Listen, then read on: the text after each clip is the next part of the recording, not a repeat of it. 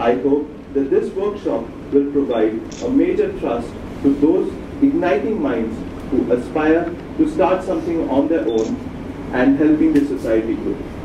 I take pride. Good morning, friends. Good morning, sir.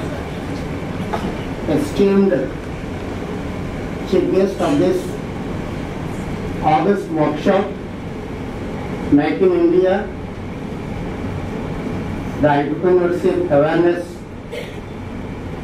of Make in India is the vision to upgrade India's ranking in ease of doing business from a dismal 142 in the world to 50 within the next couple of years. In spite of an Indian backdrop of a host of outdated labor laws, a complicated set of land acquisition and tax procedures, and an extremely poor infrastructural base, Prime Minister Modi has taken a giant step to rejuvenate India by attracting businesses around the world to invest and manufacture in India for making India a global manufacturing hub.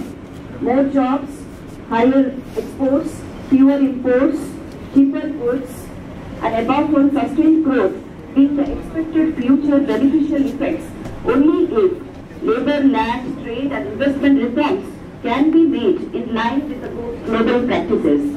But the question which arises is, at present, is it really justified to undertake such an initiative in a country like India, which is home to 1/3 of the world's poor? I personally think that it is justified in the sense that in India, service sector is the only sector which has performed well, but I've changed my job several times. I started as a university teacher, then came back to Odisha, started a newspaper, became its editor, became a member of parliament, and I have been trying to do far too many things, perhaps, that these will not amaze. If I am given a chance to live my life all over again, and a question is put to me, which of the jobs that you have done, I have also changed a lot of parties, like I have done with my job, then my answer, I will not take 2 minutes even to think about it. Discuss is a very, very vital parameter for the economic of any country. And I have given you the examples of the towers, shows which country is the best, which services, which countries are very good with manufacturing. You find the red color towers being industrial industries. You find Saudi Arabia and United Arab Emirates are the highest. By 17th century, let me tell you another fact. By 17th century, India was the richest, one of the richest countries in the world.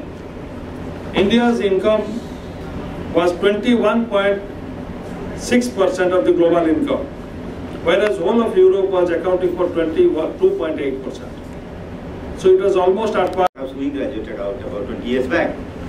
The ecosystem has become so ambient that if you want to do something, then there are a lot of opportunities.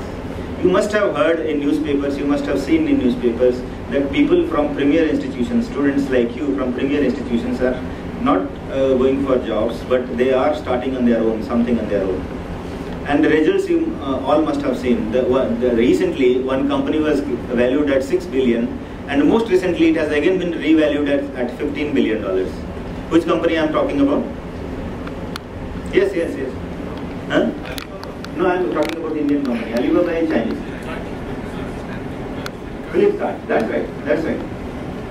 So in 7 to 8 years of time, you see the kind of value that has been created. About $15 billion US. If some of you might have read, or you were perhaps very small at that point of time. If the jobs are plenty, these jobs are plenty? No. Yes or no? Plenty? No. Okay. So if the jobs are not plenty, then what we should be doing? You see, your parents have given some money to this institute for your education. When they have brought you up from a childhood to this age, then they expect you to earn, not for them. They expect to earn for yourselves only. I will not expect my child to earn for me, to earn for himself only, because he has to also live in this world. So if you have to live yourself, all you have to earn. Either you have to earn by doing a job or by doing